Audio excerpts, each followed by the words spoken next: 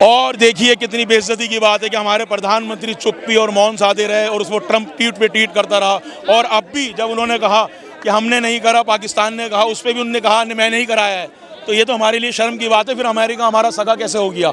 जब आसिफ मुनीर, जिसको हम आतंकवादी कह रहे थे, इजराइल हमले क्यों कर रहा है ईरान पे, आपको कुछ पता है क्या? ईरान पे इसलिए हमने हमला करा, वो तो हमले गाजा पे भी कर रहा है ना, इसकी शुरुआत तो गाजा से ही होती है ना। क्यों कर रहा है, वही तो मैं पूछ रही हूँ। वो इसलिए कि वो एक विस्तारवादी देश है, वो चाहता है मैं सब जगह कब्जा रहा हूँ, मुझसे डर के रहे सब। ये है उसकी मानसिकता।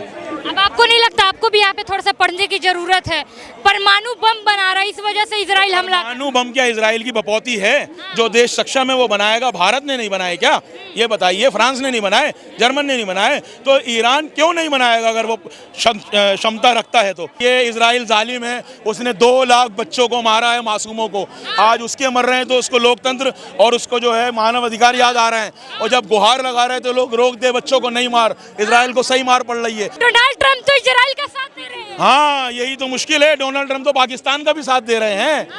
आप ये देखिए कितने शर्म की बात है कि जिसको हम आतंकवादी कहते हैं, आसिफ मुनीर को, और उसको जो है शाही मेहमान अमेरिका ने बनाया है, कल राजभोग दिया है।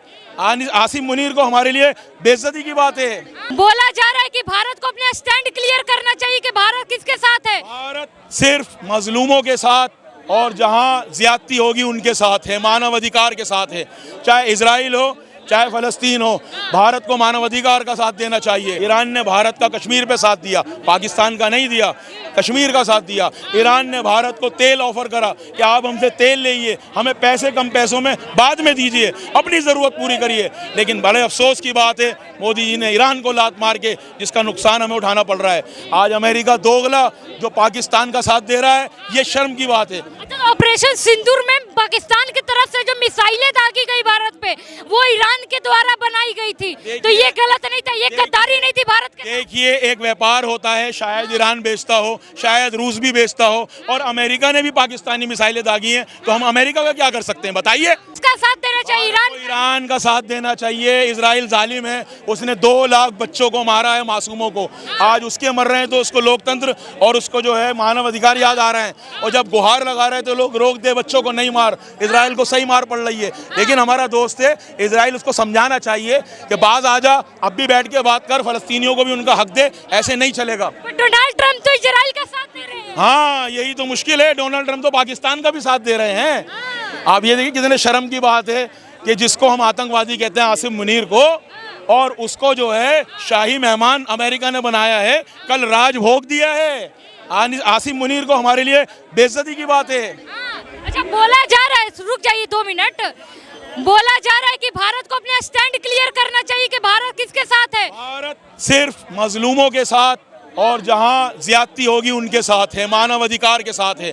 चाहे इजराइल हो, चाहे फलस्तीन हो, भारत को मानव अधिकार का साथ देना चाहिए। मीडिया पे तो चल रहा है कि सोशल मीडिया पे तो चल रहा है कि आतंकियों का गढ़ बनते जा रहा है ईरान, इसलिए इजराइल हमला कर रहा है। बिल्कुल सही कर। ईरान हमारा हजारों साल पुराना दोस्त है। हिंदू मुसलमान की नफरत में आप ईरान को, कुछ लोग जो कट्टर लोग हैं, वो हिंदू मुसलमान की वजह से ईरान की बुराई कर रहे हैं। ईरान ने भारत का हमेशा साथ दिया है। ईरान ने भारत का कश्मीर पे साथ दिया, पाकिस्तान का नहीं दिया, कश्मीर का साथ दिया। ईरान ने भारत को तेल ऑफर करा कि आप हमसे तेल लीजिए, हमें पैसे कम पैसों में बाद में दीजिए, अपनी ज़रूरत पूरी करिए। लेकिन बड़े अफसोस की बात है, मोदी जी ने ईरान को लात मार के जिसका नुकसान हमें उठाना पड़ रहा है। आज अमेरिका दोगला जो पाकिस्तान का साथ दे रहा है, ये शर्म की बात है। ऑपरेशन सिंदूर में पाकिस्तान की तरफ से जो मिसाइलें दागी गई भारत पे, वो ईरान के द्वारा बनाई गई थी, तो ये गलत नहीं था, ये गद्दारी नहीं थी भारत के? देखिए, एक व्यापार होता है, शायद ईरान बेचता हो, शायद रूस भी बेचता हो, और अमेरिका ने भी पाकिस्तानी मिसाइलें दागी हैं, तो हम अमेरिका का क्या कर सकते हैं बताइए? ये तो एक रणनीति है, इसको छोड़िए। मेन मुद्दे की बात यह है, अगर इन चीज़ों को पकड़ोगे तो कुछ नहीं होगा। आप ये पकड़िए ना कि मानव अधिकार और इंसानियत कहाँ पर है। डोनाल्ड ट्रंप का इसका क्या प्रॉफिट बनता? अगर ईरान और इजराइल में युद्ध बनता तो इससे अमेरिका को क्या फायदा? डोनाल्ड ट्रंप ने हमारा भी बहुत नुकसान करा है, भारत का युद्ध रुकवाया, नहीं तो हम पाकिस्तान पे कब्जा कर चुके होते। और देखिए कितनी बेइज्जती की बात है कि हमारे प्रधानमंत्री चुप्पी और मौन साधे रहे और उसको ट्रंप ट्वीट पे ट्वीट करता रहा। और अब भी जब उन्होंने कहा कि हमने नहीं करा, पाकिस्तान ने कहा, उस पर भी उन्होंने कहा मैं नहीं कराया है, तो ये तो हमारे लिए शर्म की बात है। फिर अमेरिका हमारा सगा कैसे हो गया? जब आसिफ मुनीर, जिसको हम आतंकवादी कह रहे थे, वो इस वक्त जो है व्हाइट हाउस में शाही भोज खा रहा है, शाही दावत खा रहा है, मेहमान है अमेरिका का। और ट्रम्प कह रहे हैं कि पाकिस्तान से मुझे प्रेम है। इससे ज़्यादा हमारी कूटनीति कितनी गिरेगी? हमारी कूटनीति जो फेल हो गई। तो अमेरिका की बात होगी। रशिया ने कल ही बयान दिया है कि वो ईरान के साथ है, युद्ध नहीं रुका, इसके भयंकर परिणाम होंगे। ईरान को उसने कहा है कि अगर अमेरिका इसमें कूदा तो इसके भी भयंकर परिणाम होंगे। आप ये भी तो पता करिए। तो कूद गई है, अब कहाँ कूदा है? अभी 2 हफ्ते में घी देने का काम कर रही है अमेरिका। आपकी मिस इन्फॉर्मेशन है, अभी अमेरिका नहीं कूदा। अमेरिका ने तो खुलेआम चुनौती दी है ईरान को कि युद्ध शर्तों के साथ रोक दो। मैडम कहाँ दी है? अभी 2 हफ्ते का टाइम लिया है कि हम कूदेंगे नहीं कूदेंगे, तय करेंगे। जब तक तो इजराइल बर्बाद हो जाएगा जिस तरह मिसाइल गिर रहे हैं। अच्छा, आने वाले समय में क्या लगता है कि युद्ध में बदल सकता है ये? आने वाले समय में भारत को ईरान का और अपने दोस्तों को दोबारा जमा करना होगा। अमेरिका के झांसे में ना आए। रशिया हमारा दोस्त है, चाइना जो है दुश्मन, उसका मुकाबला करना है तो हमें मजबूत होना पड़ेगा। सब देशों का साथ चाहिए। असल दुश्मन हमारा चाइना है, पाकिस्तान भी नहीं है। पाकिस्तान को हम जब चाहे मसल सकते हैं, चाइना हमारा असली दुश्मन है, याद रखिए। चाइना इजराइल के साथ बिल्कुल हमें जो है इस समय ऐसा करना है जिससे हमारी कूटनीति अच्छी हो, जो पहले थी। इन्होंने बिगाड़ दी। अच्छा, इजराइल हमले क्यों कर रहा है ईरान पे? आपको कुछ पता है क्या? ईरान पे इसलिए हमने हमला करा, वो तो हमले गाजा पे भी कर रहा है ना। इसकी शुरुआत तो गाजा से ही होती है ना। क्यों कर रहा है, वही तो मैं पूछ रही हूँ। वो इसलिए कि वो एक विस्तारवादी देश है। वो चाहता है मैं सब जगह कब्जा रहूं, मुझसे डर के रहें सब। ये है उसकी मानसिकता। अब आपको नहीं लगता आपको भी यहाँ पे थोड़ा सा पढ़ने की जरूरत है? परमाणु बम बना रहा है, इस वजह से इजराइल हमला। परमाणु बम क्या इजराइल की बपौती है? जो देश सक्षम है वो बनाएगा। भारत ने नहीं बनाए क्या? ये बताइए। फ्रांस ने नहीं बनाए, जर्मन ने नहीं बनाए, तो ईरान क्यों नहीं बनाएगा अगर वो क्षमता रखता है तो? बहुत लोग बोल रहे हैं कि ईरान जो है अपने अस्तित्व की लड़ाई लड़ रहा है और जीत भी हासिल करेगा। समझे नहीं? वो तो ईरान के इतिहास रहा है, हिस्ट्री रही है। ईरान हज़ारों साल से लड़ता आ रहा है और जीतता भी आ रहा है और राज्य करना जानता है। उसने कहा कि हम हज़ारों साल से लड़ाई का इतिहास जानते हैं। लोगों के आंकड़े अगर हम उठाते हैं इस युद्ध में, तो सबसे ज्यादा लोग भी तो अभी तक ईरान में मरे हैं। भूखमरी ईरान में देखने को मिल रही है। और सबसे ज्यादा लोग ईरान के भी मरे हैं क्योंकि उनके यहाँ बंकर नहीं है। इजराइल ने बंकर बना लिए पहले से और इजराइल ने ही मारा। सबसे पहले हमला इजराइल ने ही करा ईरान पे। ये भी तथ्य देखिए आप।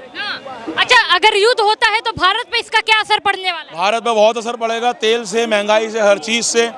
और बहुत ज़्यादा हम चाहते हैं कि युद्ध ना हो। हम पे, हमारी इकोनॉमी में हर चीज़ पे असर पड़ेगा क्योंकि ईरान हमारा एक बहुत बड़ा पार्टनरशिप है और मध्य पूर्व से हमारे बहुत सारे जो है रिलेशन जुड़े हुए हैं। तो इस चीज़ को भी मोदी जी को नज़रअंदाज नहीं करना पड़ेगा। बहुत लोग तो बोल रहे हैं कि तेल की टेंशन नहीं है, ईरान के अलावा और भी कंट्रीज है जो हमें तेल दे देंगी, पर जो ये आतंकी का जो गढ़ बन रहा है ईरान, इसको खत्म करे इजराइल। बहुत भारत के लोग भी बोल रहे हैं। कहाँ से आप आंकड़े ले आते हो कि आतंकी का गढ़ बन रहा है? हम नहीं बोल रहे हैं, आपके लिए तो पब्लिक ओपिनियन। अरे आप अपना ओपिनियन दे रही हैं, अब पब्लिक के बोलने से हो जाएगा? पब्लिक ओपिनियन बोल रहे हैं भाई, सोशल मीडिया पे चल रहा है। ईरान एक राष्ट्र है, हमारा दोस्त है, उसकी एम्बेसी यहाँ पर है और आप कह रहे हो आतंकियों का गढ़ बन रही है। ईरान ने ऑपरेशन सिंदूर में भारत का स्टैंड लिया था। अरे भैया, उसने कश्मीर पे हमारा स्टैंड लिया। ऑपरेशन सिंदूर छोड़ो, कश्मीर पे हमारा स्टैंड लिया।